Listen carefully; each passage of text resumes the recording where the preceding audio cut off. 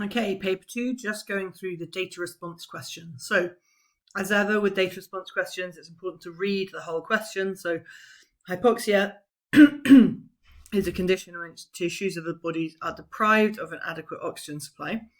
The study was carried out in rats to examine the effects of continuing hypoxia on the structure of the diaphragm and to determine whether nitric oxide is implicated in adaptation of the diaphragm to hypoxia.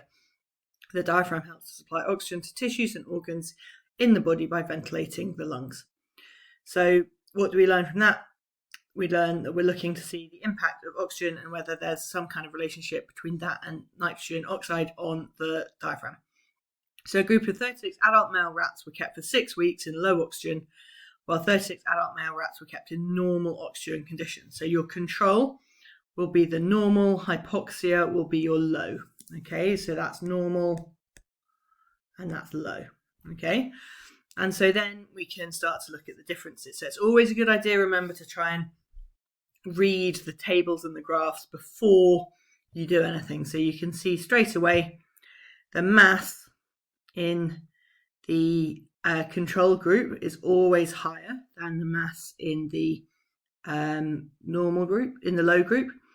The number of erythrocytes, the percentage is always higher in the low oxygen group, which makes sense. And the mass of the right ventricle is also always higher in the low oxygen group, which also always makes sense. Okay, so outline the effect of hypoxia on body mass and erythrocyte percentage. So hypoxia reduces body mass and increases erythrocyte percentage. So that's a straightforward question. Then question 1b, so the graph shows the effect of hypoxia on the endurance of rats' diaphragm muscle after 6 weeks. Endurance is the change of force measured as a percentage of the initial force. So the black line is the hypoxia and the white line is the control. So you can see that the endurance of the hypoxic rats is higher than that of the control group. So using the data in the graph, deduce whether hypoxia increases or decreases the endurance of the rat's diaphragm muscles. So you want to say that it increases the endurance in relation to the control. You can say that's because there is a higher force endurance at every testing time throughout the experiment. You could say that the decrease in the endurance over time is lower for the hypoxic rats compared to the control rats. And you can say that the results are statistically significant as indicated by the little star. So using the data so far presented in the question, explain the effect of hypoxia on the body. So what have we seen? We've seen that you have an increased endurance of the diaphragm. Okay, so we could mention that.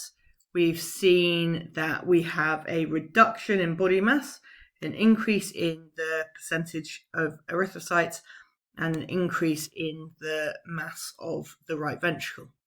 And that's basically what you need to be saying that. So the diaphragm showed greater endurance, the right ventricle mass increases. Now, what you've also got to remember is that this question said explain. Okay, so it's not just enough just to state what's going on, you need to explain why. So the diaphragm has more endurance, so it generates more force for ventilation. The right ventricle has an increase in mass to pump more blood. The erythrocyte percentage increases to transport more oxygen, or the body mass reduces to reduce oxygen demand. So those are the things you've got to remember, the explain part. Okay, part D. So now the sodium-potassium pump plays a role in muscle activity. Nitric oxide may have a role in the recovery of hypoxic muscles. The production of nitric oxide can be blocked with an inhibitor of the enzyme nitric oxide synthase. This graph shows the concentration of sodium-potassium pumps in the diaphragm of the control and the hypoxic rats with and without the nitric oxide synthase inhibitor. So you can see that without, we've got just higher numbers in general, and the difference between the two groups is also greater, but with slightly lower numbers and the difference is smaller. So analyze the graph to obtain two conclusions about the concentration of sodium-potassium pumps. So one conclusion would be that hypoxia increases the concentration of sodium potassium pumps. Another conclusion could be that nitric oxide is needed for the production of sodium potassium pumps. I think those are your key conclusions there.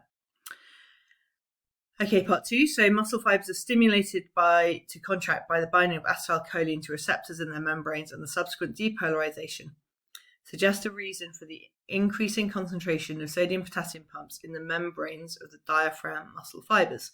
Well, if they are needing to contract quickly because we're trying to increase their endurance, then we need to be able to increase the rate of the frequency of contractions.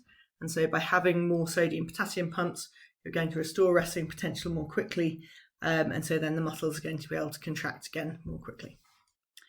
Okay, E. Skeletal muscle contractions can take 2 different forms. If they're stimulated by a single action potential, they take the form of a twitch. And if they're stimulated by a series of action potential, then they take a tetanic, long-lasting contraction. The table shows the effect of hypoxia on the force of the tweak and the peak tetanic contraction in the diaphragm. Okay, so you can see that actually they are lower. So outline the effect of hypoxia on the force of contraction of the diagram. So it would be a decrease in the force. So it reduces the force of both types of contraction. Hypoxia causes a 13% increase in the surface area to volume ratio of the diaphragm. So they suggest a reason for this change. Well, if you have reduced